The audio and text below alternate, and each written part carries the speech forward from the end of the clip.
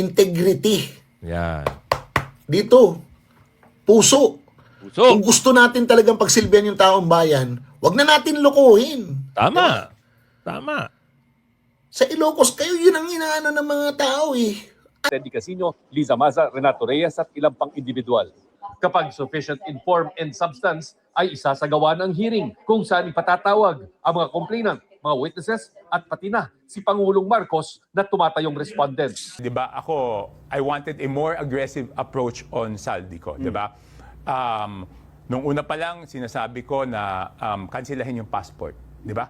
I've been very aggressive, 'di ba? Ang punto ko And it's noon, been canceled. hindi, Akala namin, salita ka ng salita, akala namin, ang tinutukoy mo yung big piece, si Junior tsaka si Balolong. Eh, hindi mo pala kayang idawit. Nakatuon ka rin kay Saldico. Akala namin, nag-iingay ka para mahuli yung the big piece. Yes. Good morning mga kasama. Nandito na naman si Kuya Goods nagbabalik. At syempre, kung di ka pa nakasubscribe sa ating channel, subscribe na lang po at hit mo na rin yung bell.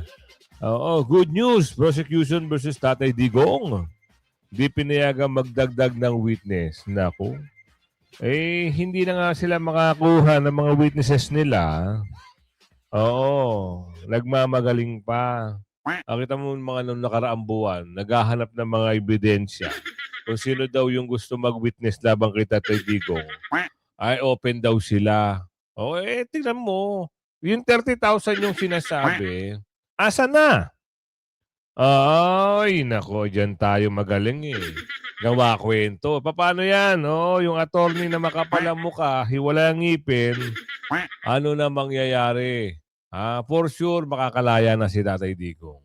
Alamin ng mga balita ngayon, meron hong nagbabanggaan, isang vlogger at isang secretary.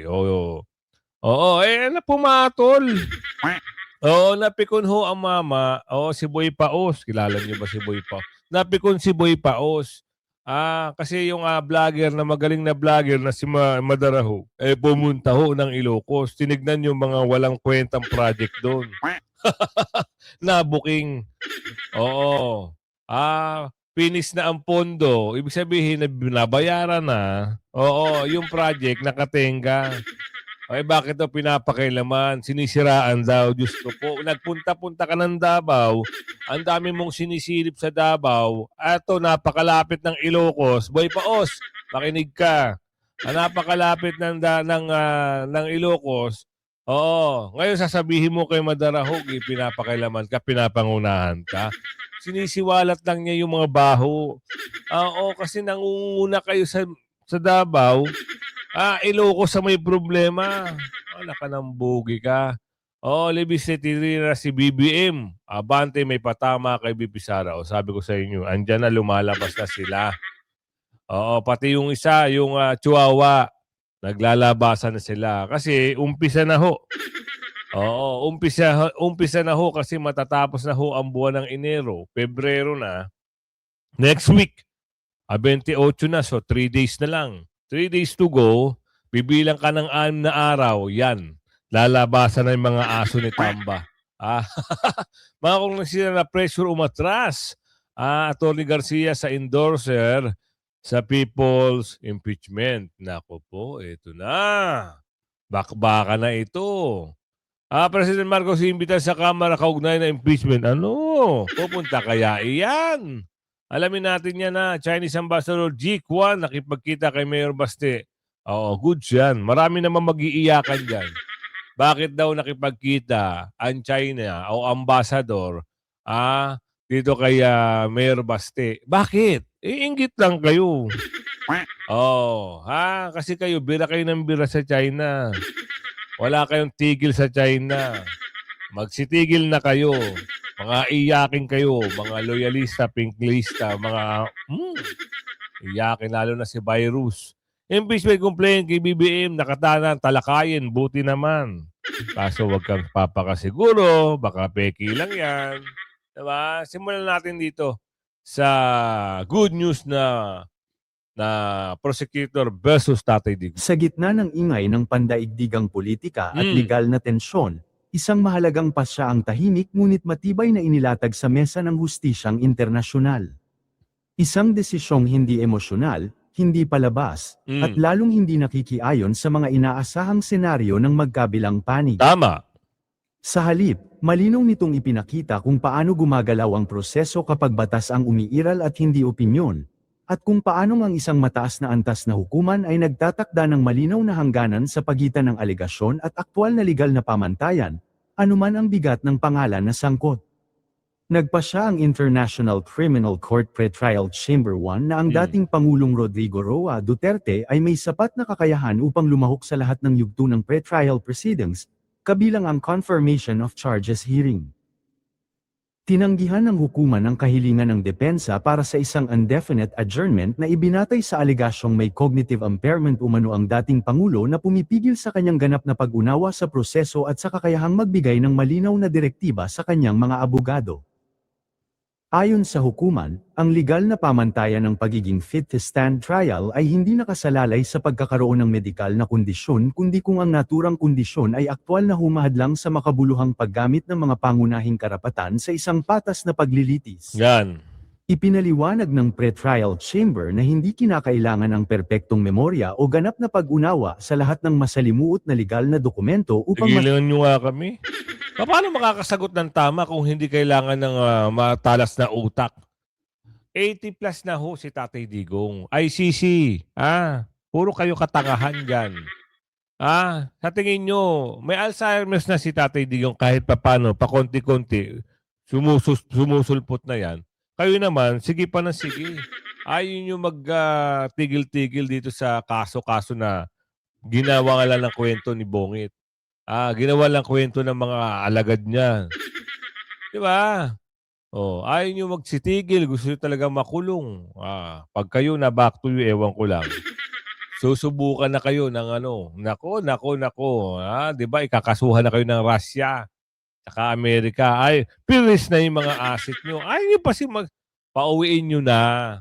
Wala kayong mapapala dahil kung diyan kayo kukuha ng pondo nyo, wala kayong saysay. Mga umaasa lang kayo sa mga bayad. Pag napatunayan yan, naku, yari kayo. Kasama kayo sa kakasuhan. Sana lang, ma-back to you rin kayo, ICC. Ito, Libiste, binira na si Bongit. Natural. Dahil wala namang kakwenta-kwenta yan si Junior na yan. Mula umpisa hanggang ngayon. Ang kapal ng mukha. Makapal talaga. Mariing nanawagan si Pastor Benny Abante, kinatawan ng 6th District Makapal ng ang mukha Manila yan. at chairperson ng House Committee on Human Rights sa mga aniyay nagnanakaw sa kabanang bayan na magbago at magsisi na habang may panahon pa sa kanyang Yung amo mo, ang sabihan mo niyan. At huwag ka magba-Bible dyan dahil hindi ka paniniwalaan. Oo. Babasa raw siya. Galing daw sa... Dinamay mo pa yung libro ng katastaasan. Oo. Hindi ka paniniwalaan. Sorry Oo, kasi marami kang padila-dila eh. Alam mo yung dila? Oo. Gawain niya ng mga ikaw nanonood sa akin. Naniniwala ka pa ba dito? Hindi nga nanalo to. Never nanalo. 1,000 ang lamang ni Chua. Ni Joey Chua. Uy, dito. 1,000. Tapos ito nagyayabang-yabang. Puro kakahiya ka. Umalis ka dyan, hindi ka panalo. religious speech sa Kamara nitong Martes. Iginit ni Benny Abante na ang usapin ng katiwalian, lalo na sa mga proyektong pang-infrastruktura, ay hindi lamang isyong legal, kundi usaping moral at pananagutan sa Diyos at sa bayan. Aniya, inaanayahan tayo ng Diyos sa pamamagitan ng kanyang Tumigil ka na sa mga kangangaw mo. Walang maniniwala sa'yo kahit anong pilit mo. Magsalita ka dyan. Alam mo, tingin sa'yo ng mga kasamahan mo? Oo, nakuha ka sa hilot. Talo ka eh. Hinilot ka ng taga-milik-milik chairman eh. Diba? Oo, nanalo ng 10,000 lumamang sa'yo. Ikaw pa pinaupo. Magkano? Nahilot mo yung amo mo, ano? Kailangan 3 talaga kayo. Kaso hindi kayo uusad. Kita niyo yung mga kasamahan nyo nagtatalo. Tahimik. Di ba? Oo, galingan nyo at magpakabait na kayo. Ha? Subukan nyo pang tirahin ng tirahin si BP Sara. O sa 2028, talagang lalaglag na kayo ng taong bayan, lalong-lalo na sa mga distrito nyo. Oo, saka hindi lang yun ha. Marami hong galit sa inyo. Kita nyo yung kasamahan nyo. Di ba? Talo na. Mga kongresista na pressure umatras, Atty. Garcia, ano kaya itong na pressure umatras? Alamin nga natin ito. Mga kongresista raw na pressure na umatras, saan sa impeachment nino? Opo, Sa inyong mga taga-subaybay sa kung saan man dako ng mundo. opo. Sir, umabot po tayo ng pangatlong impeachment complaint sana. Ano pong nangyari doon sa pangatlo po? At Ayan na. ang balita Ayan na. namin, yung una at pangalawang impeachment complaint, yun lang po ang umusad. Mahaba pa kwento doon, no? Pero basahin ko muna yung aming official statement ng aming grupo, ng aming alliance, no? Pakinggan natin ha. Right now, I'm speaking as a member of the United People's Initiative. Pero basahin ko yung napagkasunduan naming official statement namin, and then I will answer questions tungkol doon sa pangyayari. Ang aming statement ay ganito: January 26, 2026, statement on the non-refiling of the third impeachment complaint. From Thursday up to today, that was nung Monday, support for the refiling of the third impeachment complaint steadily eroded, not because the case lacked merit or facts had changed, but because the endorsers were systematically pressured. Behind closed doors, legislators who had earlier expressed readiness to endorse were discouraged. Some were warned of consequences, all made to understand that accountability came at a cost. The non-refiling of the third impeachment is not a judgment on the strength of the complaint. It is a judgment on the political environment, one where democratic processes are suppressed through intimidation and transactional politics rather than resolved through open debate. Impeachment is a constitutional mechanism belonging to the people. When it is blocked by coercion, the people's right to accountability is likewise blocked. What transpired Ayan yung should paliwanag alarm na every Atty. Filipino who believes in the checks and balances and the independence of Congress. Filing is ministerial. Refiling under correction reduces impeachment to a charade. We will not be a part of it. The people have spoken and we stand by that mandate with heads up held high. With heads held high. The fight for accountability continues. Alam mo, gusto kong idagdag Yeah. na yung constitution, yung kasing impeachment is a constitutional tool, an effective constitutional tool for accountability. Yung mga miyembro ng Kongreso, yung lower house at upper house, they are as much accountable to the people as those who are standing accountable, who are made to account by reason of impeachment. So yun yung ideal sa Constitution na lahat ng tao maginoo, kaya nga honorable ang tawag no. Hindi yung pinagtatakpan yung may kasalanan at ginagamit ang buong puwersa ng gobyerno para maprotektahan yung mga dapat sana ay managot sa taong bayan, managot sa batas. Opo. So attorney, kumbaga magtutugma ba ito dun sa sinabi po ni Congressman Leandro Leviste na meron ng de facto martial law, kasi nabanggit niyo po na merong pressure sa doon sa mga endorser or magre-refer po ng inyo pong impeachment complaint?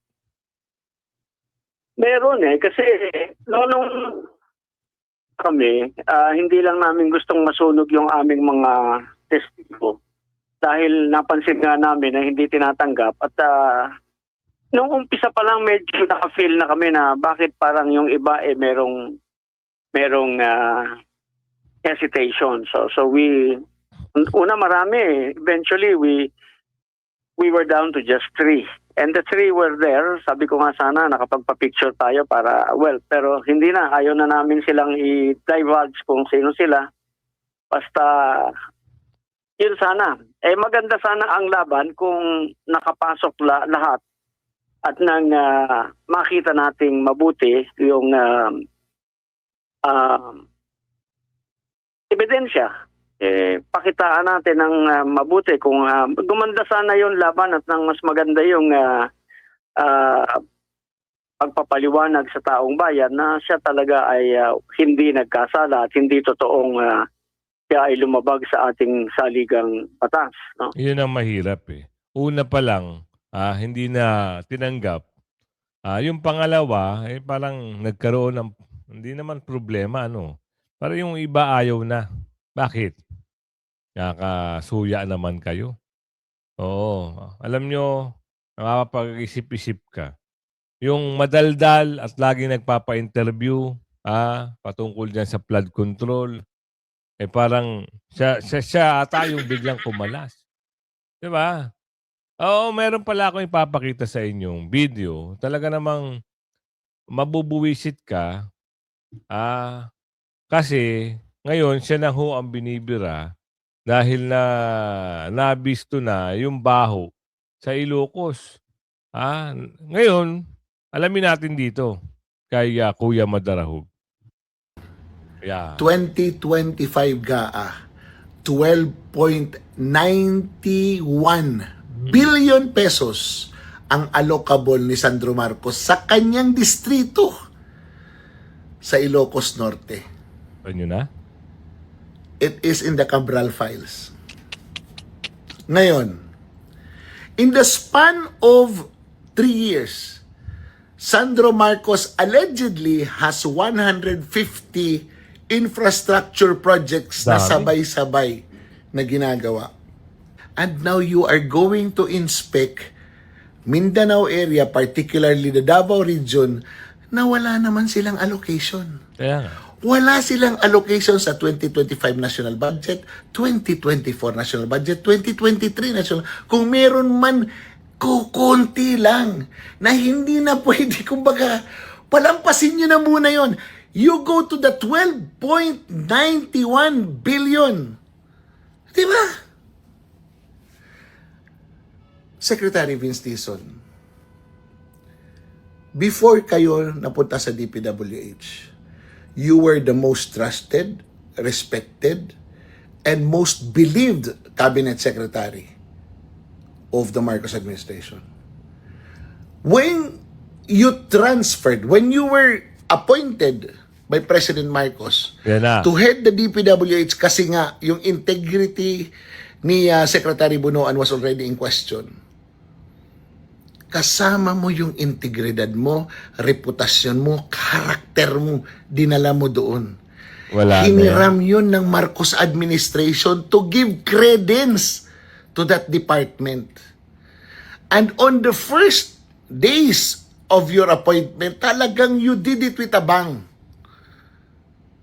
Lalong naniwala yung mga tao sa'yo. But now, it is waning. Bumababa na yung acceptability mo, yung trust ng mga tao. Yung una, masigasig. Oo, nagpapakitang gilas. Ngayon, nagkakabuku-bukuhan na. Dahil napunta nga ito si Sir Madarahug sa Ilocos, inikot yung mga palpak na proyekto. Minsan wala pa. Nakatenga eh. Kita mo, 150 allocable kay Charis. Ngayon, nakapokus sila, ang tinitingnan lang nila at iniimbestigahan lang nila, ay Davao, Diyos mio, marimar naman. Mahiya naman kayo, Secretary. Kaya Sir Madarahug, banatan mo ng banatan. Lalong-lalo na, kasi nakakarinig na siya ng balita eh. Nakakarinig na ng, kakasuhan eh. Yun eh, Yan na. integrity. Yan. Dito, puso. So, Kung gusto natin talagang pagsilbihan yung taong bayan, wag na natin lokohin. tama. Sa Ilocos, kayo yun ang inaano ng mga tao eh. Ang dami yung dahilan, iniilag-ilagan nyo.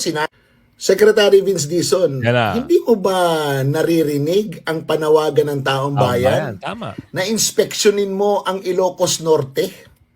Hindi mo ba naririnig? Hindi mo ba nababasa Nandyan sa mga comment section ng mga post mo. Gusto ng taong bayan na puntahan mo yung Ilocos. Yun ang unahin mo. Di ba? Pupunta ka ng Visayas at saka Mindanao. Unahin mo yung bayan ng Pangulo para yun ang maging halimbawa na wala kayong pinapaboran. Alam mo, eto may nakita ako ito. Pakita ko yan. Ayan. Hindi namin alam kung ano yan eh. Ano ba yan? Flood control sa gitna ng sa gitna ng palayan? Sino ba nagpagawa yan? Pribado ba na ginawa yan? Para naman walang paggagamitan eh. Wala rin kaming marker, hindi rin namin ma-access kasi ang layo niya eh. Nadaanan lang namin pero pag tiningnan mo para talaga siyang flood control project. Ano yan? Naka-report ba yan na tapos na? Kalakalahati lang, ha? Ang dami naming questions na gusto namin masagot.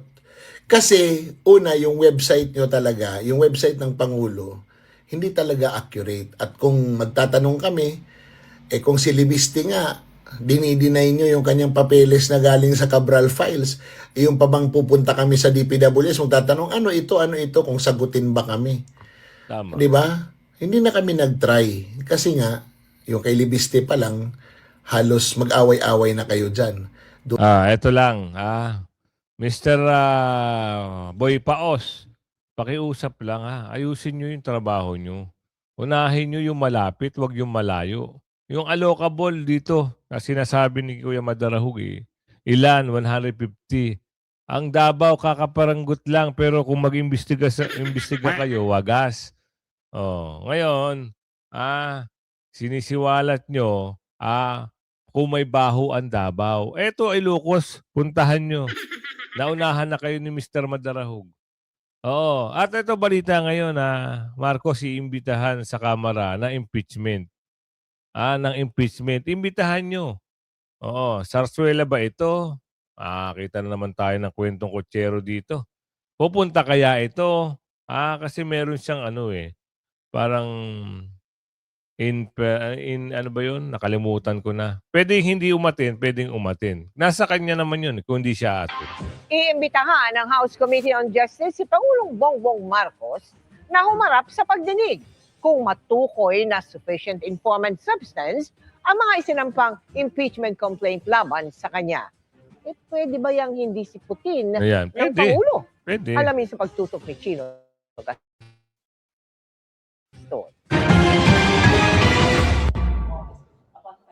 Sa Lunes, 2 ng Pebrero, tatalakayin ng House Committee on Justice kung sufficient inform and substance ang dalawang impeachment complaint na inihain laban kay Pangulong Bongbong Marcos.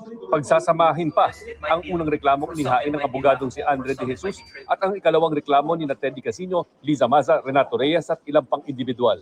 Kapag sufficient inform and substance, ay isasagawa ng hearing kung saan ipatatawag ang mga complainant, mga witnesses at pati na si Pangulong Marcos na tumatayong respondent.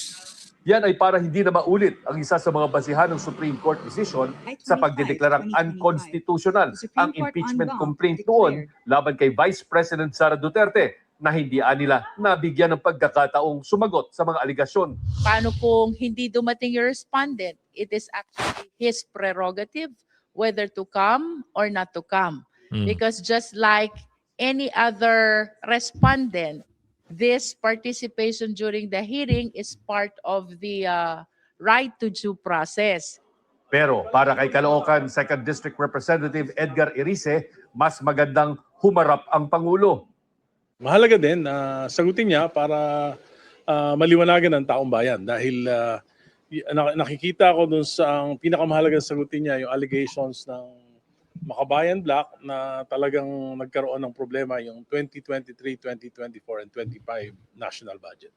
Dahil na-refer na ang impeachment complaint sa Justice Committee kagabi, wala nang ibang pwedeng isunod pang impeachment complaint laban sa Pangulo sa loob ng 1 taon. Hindi sinama... Kita nyo. Wala na. Tapos na ang kwento. Tapos na ang maliligayang kwento. Hindi na uusad. Hindi na pwedeng pumangalawa. Next year na ulit. Ulitin natin Isunod pang impeachment complaint laban sa Pangulo sa loob ng 1 taon. Hindi sinama ang reklamo sana ni na dating Congressman Mike Defensor at Attorney Ferdinand Topacio na dinala nila noong January 22 pero di tinanggap dahil wala ang Secretary General. Dinala rin niyang kahapon pero walang kongresistang gustong mag-endorse dahil tinakot umano ayon sa grupo. Binigyan ng Constitution ang Justice Committee ng 60 session days para tukuyin kung may probable cause o matibay na basihan para ituloy ang impeachment. Kung meron, isusumiti ang committee report sa House Plenary. Kung aprubahan ito ng 1/3 o 106 affirmative votes, ay pwede na itong iakyat sa Senado para sa impeachment trial. Kampante si Luistro na kayang isabay rito sakaling may maghain din ng panibagong impeachment complaint laban kay Vice President. Kita nyo, nakatuto kayo sa Vice President. Tigil-tigilan nyo na kami. Ang mangyayari dyan, sa usapin na yan, ibabasura lang yan. Hindi yan sasang-ayunan ng mga taga-kamara. Ganyan ang mangyayari dyan. Puros lang sila kasinungalingan. Meron akong bibigay sa inyo. Hinahanap ng taong bayan, yung the big fish, tama? So, nagtataka tayo dito. Dito kay Toby, tataka tayo dito. Parang ibang klase yung mga pasok nito. Parang nagpa-hype lang siya. Kunwari, against siya doon kay Balulong tsaka kay Junior. Pero ang tinutumbok niya dito, ang the big fish daw, si Saldico. Ikaw ang nagsabi niya, nasa video. Hindi si Saldico ang the big fish. Si Saldico, ang inuutusan ng the big fish. Nilalaro niyo yung taong bayan, ano? Na sinasabi mo, the Yung big malaking fish. isda. So would you consider Ganyo, Sara tingnan Diskaya nyo. a big fish? No, Oh. not at all. Oh. Not at all. O kaya nga, Kong Toby, bakit naman ganyan? Alam mo yung Sara Ano, Diskaya, nasusupalpal yung ka na. contractor, hindi sa dinidepensa ko sila, no? Pero hindi sila yung malaking isda. Yes. I think even the ordinary person would say hindi sila yung malaking isda. So sino yung mga malalaking isda in your personal opinion? I think the biggest fish, Saldico. Saldico. Yes. Okay. Kaya lang, di ba, nung una pa lang, Diyos nung ko una po. pa lang, Wala dito si Saldico. no, but di ba, I wanted a more aggressive approach on Saldico, di ba? Nung una pa lang, sinasabi ko na kansilahin yung passport, di ba? I've been very aggressive, di ba? Ang punto ko And it's noon, been cancelled. and then, Akala namin, salita ka ng salita, akala namin, ang tinutuko mo yung big fish, si Junior tsaka si Balulong. Hindi mo pala kayang idawit.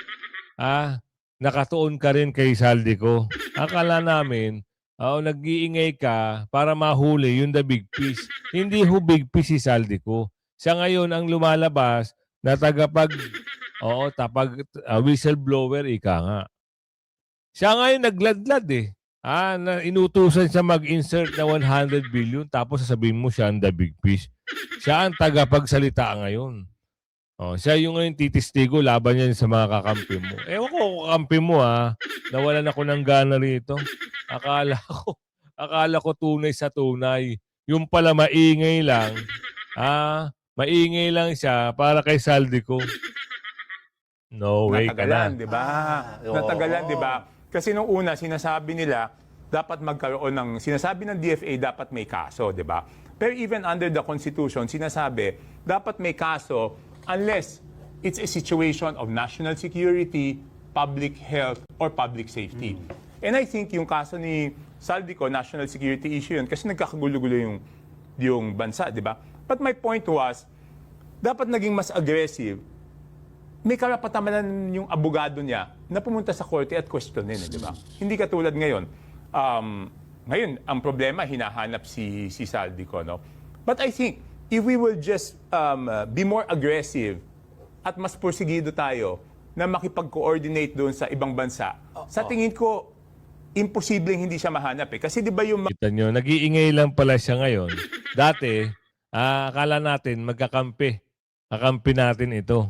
Dahil meron siyang sinisiwalat na galit daw si Marcos doon kay Saldico, kay Martin, magkanong pera. Ngayon, ang lumalabas, galit lang siya kay Saldico. Bakit ayaw niyang ituro? Ayaw niyang bitawan ng pangalang Balulong. Ayaw niyang bitawan ng pangalang Junior. Kung the big fish lang naman ang usapin, kung sino yung the big fish.